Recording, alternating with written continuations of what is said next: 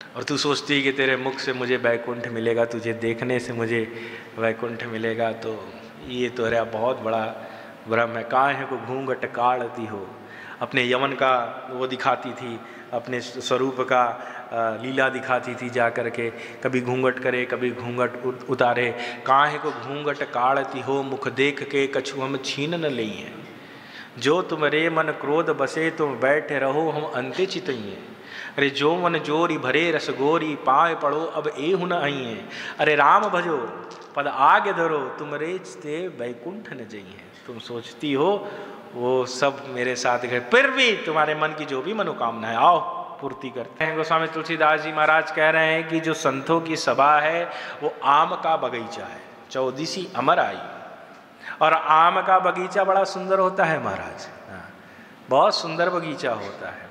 तो संत के पास आप जाएंगे तो आपको रस मिलेगा, संत के पास आप जाएंगे तो आपको रस मिलेगा। हमें चल के जाना पड़ेगा। नहीं तो कई लोग कहते हैं महाराज आपकी बड़ी अच्छी कथा होती है, पूज्य दादाजी के पास तो कई आते थे, महाराज आपकी बड़ी कथा अच्छी होती है, पर हम लोग दूर से ही लाउड स्पीकर के पास बैठ के सुन लेते हैं। अरे दूर से क्या सुनना यार, तनिक व्यासपीठ के सामने आ जा, पास में आ करके सुनो, तब तो संत के पास जाओगे, तब तो कुंजी बताएगा, तब तो आपके स्वभाव में आपके बर्ताव में परिवर्तन लाएगा। चैतन्य चरितामृत में वर्णन मिलता है कि चैतन्य महाप्रभु के शिष्य थे स्वामी हरिदास, जाति से यमन थे, पर क्या भगवान के नाम का प्रभाव मालूम पड़ा कि भगवान के नाम को लेने से व्यक्ति भवसागर से पार हो जाता है। तो स्वभाव बदल गया, केवल नाम का प्रभाव जाने स्वभाव बदल गया। और जिस क्षेत्र में रहते थे हरिदास जी, चैतन्य चरितामृत में इस कथा का वर्णन मिलता है, जिस क्षेत्र में रहते थे उस क्षेत्र का राजा भी यमन था, और फिर वो भगवान का भजन करें हमारे हरिदास जी, तो उसको लगे कि ये कैसे भजन कर रहा है, ये तो सबको विलग कर देगा, सारे लोगों के स्वभाव को परिवर्तित कर देगा। एक कोई संत हो जाए तो पूरी पूरी महफिल को परिवर्तित करने में उसमें सामर्थ्य रहता है। फिर आप कहोगे संत कौन? संत हर प्रत्येक गृहस्थ भी हो सकता है, वैरागी भी हो सकता है, सन्यासी भी हो सकता है। पूज्यपाद दादा गुरुदेव एक लाइन में कहा करते थे, जो अपने अंत को माने बैठा है वो संत है। मृत्यु सत्य है और मृत्यु को जो एक्सेप्ट किए है वही संत है। भूला ना हो, उसको स्मरण में रख के और कृत करता जाए, वो संत है। तो हरिदास जी महाराज की जो भजन शैली को देखा तो उस समय वो जो राजा था, उस शहर का काजी था, उसको मज़ा नहीं आया, उसको बहुत ख़राब लगता था। तो उसने ग्राम की नर्तकी को बुलाया और नर्तकी को बुला करके कहा कि ऐसा है कि 50,000 दिनार देंगे, 50,000 दिनार देंगे, इस हरिदास को तुम पथभ्रष्ट कर दो। पथभ्रष्ट कहा ठीक है, ये तो मेरे लिए बहुत बड़ी बात नहीं है, मैं 2-3 दिन में ही कर दूँगी। किसका फ़ोन बज रहा है, उसको साइलेंट कर लीजिए। तो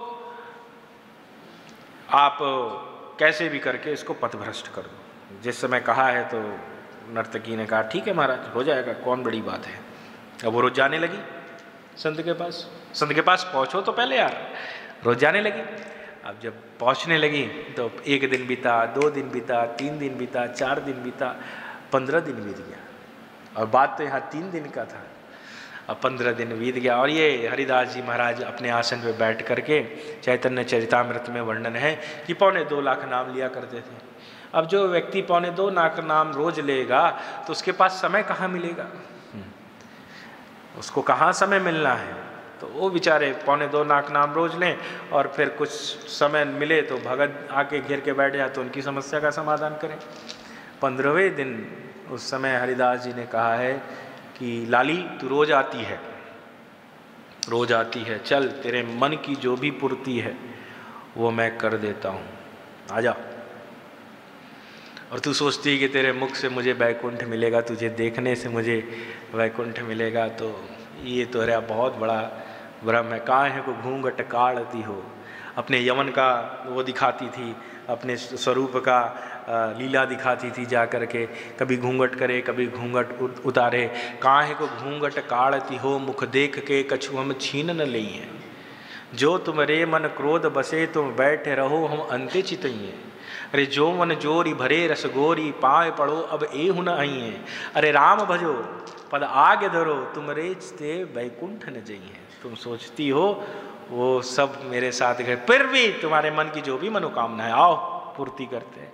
उस समय उस नर्तकी ने कहा, महाराज तनिक समय देना मुझे, तनिक समय देना मुझे। और चैतन्य चरितामृत में वर्णन मिलता है कि उस समय नर्तकी गई है बाजार में और अपने केश का मुंडन करा लिया है, अपने केश का मुंडन कराया है। ये संत के संगति का प्रभाव है। और मुंडन करा करके पुनः वापस आई है और आकर के हरिदास जी के चरणों पे गिर पड़ी है और कहा, आपके केवल भजन के वाइब्रेशन से मेरे अंदर परिवर्तन आ गया। जिस भाव से आई थी वो भाव तो खत्म हो गया, और भाव खत्म हो गया इसलिए मैंने मुंडन करा लिया। जिस समय हरिदास जी ने स्वरूप को देखा है, हरिदास जी महाराज अपने आसन से खड़े हो गए और कहे, आओ अब इस आसन पे बैठो। जिस आसन पे नित्य 2.25 लाख नाम जपा गया है, उस आसन पे स्वामी हरिदास जी ने उसको बैठाया है। और बैठाने के बाद कहा है, अब तुम यहाँ बैठो, हमको चैतन्य महाप्रभु जगन्नाथपुरी में बुला रहे हैं। चल दिए हैं। तो पहला बगीचा का नियम है कि संत के पास जाओ। यदि आप अपने जीवन में पुष्प वाटिका चाहते हो तो संत के पास जाओ। फिर बगीचा में जाने के बाद आप स्नान करो। पहले हुआ करते थे ऐसी व्यवस्था, जानकी जी ने भी स्नान किया है। फिर गिरिजा पूजन जननी पठाई। तो स्नान करो। तो हमारे गोस्वामी जी कहते हैं, संत हृदय जस निर्मल वारी। हमारे संतों का जो हृदय है वो पोखरा जैसा है, वारी। आप संत के पास जाएंगे तो आप उसी हृदय में स्नान कर सकते हो। स्नान करने के बाद पूजन का बात है, गिरजा पूजन जननी पठाई। तो गिरजा पूजन, तो संत आपको पूजन की विधि बताएगा। तर्पण होम करई विधि नाना, और विप्र जिवाई देहि बहु दाना। और आखिरी जो पड़ाव है जिससे कि ठाकुर प्रसन्न होते हैं और प्रसन्न होने के बाद आपके सामने प्रस्तुत हो जाते हैं, प्रकट हो जाते हैं, वो है प्रेम की। पूजा कीन बहुत अनुराग। पूजा फिर आपकी ड्यूटी ना बन जाए, बोझा ना हो जाए। बैठ रहे हो पूजा करने के लिए, जितने देर आपको आनंद आ रहा है उतने देर की ही पूजा सरकार एक्सेप्ट करते हैं। उसके बाद यदि वो पूजा बोझा लगने लगे, आपकी जिम्मेवारी हो जाए, तो फिर उस क्षण से वो पूजा एक्सेप्ट नहीं होती। जब तक प्रेम है, अनुराग का एक सिंपल अर्थ है प्रेम। प्रबल प्रेम के प्याले पढ़ के प्रभु को नियम बदलते देखा। हमारे भगवान प्रेम के माध्यम से बहुत सहज मिल जाते हैं। तो पूजा प्रेम के साथ की गई हो। एक छोटा सा बच्चा भगवान के सामने जाता है, उसको विधि नहीं मालूम रहती है। पूज्य दादाजी कथा सुनाया करते थे ना कि उसने बस यही सुना कि प्रार्थना करने से आपकी मनोकामना पूर्ण होती है। और उस गांव में बहुत दिन से बारिश नहीं हुई थी। उसने बस यही सुना कि प्रार्थना करने से सारी मनोकामनाएं पूर्ण होती है। और वो बड़े भाव के साथ ये जाना था कि प्रार्थना करेंगे तो प्रार्थना व्यर्थ नहीं जाएगी। तो गांव वाले जब प्रार्थना करने लगे तो उस समय वो भी पहुंचा, और वो छाता लेकर के पहुंचा। और जब छाता लेकर के पहुंचा तो उस समय गांव वालों ने कहा, यार तू छाता क्यों लेकर के आया है? तो उस समय कहा कि आप लोग प्रार्थना करोगे, ठाकुर को पुकारोगे, और जब ठाकुर को पुकारोगे तो वर्षा होगी, और जब वर्षा होगी तो हम भीग ना जाए, इसलिए हम छाता लेकर के आए। ये प्रेम है, ये अनुराग है। तब गांव वालों ने कहा कि हमारी पूजन से बारिश हो या न हो, प्रार्थना से बारिश हो या न हो, पर इसके विश्वास से बारिश हो जाएगा। जानकी जी ने बड़े प्रेम के साथ जय जय गिरवर राज किशोरी, जय महेश मुख चंद्र चकोरी, जय गजवदन शनानन माता, जगत जनिजा दामिनी दुतिकाता, बड़े प्रेम वात्सल्य के साथ पूजन किया है। जहां प्रेम प्रगटा है, शिव पूरे समाज में बैठ के ये कह रहे हैं कि हरि व्यापक सर्वत्र समाना, हर कोने में सर्वत्र मात्रा में है। दक्षिण में बैठ के मत खाओ, पूरब में बैठ के मत खाओ, ऐसे देख के मत बोलो, वैसे देख के मत बोलो, इधर देख के दर्श तुम मेरे कथा मत सुनो, इधर बैठ के सुनो। ये सब खाली कहने की बात है यार। भगवान चारों दिशा में बराबर मात्रा में विराज रहे हैं।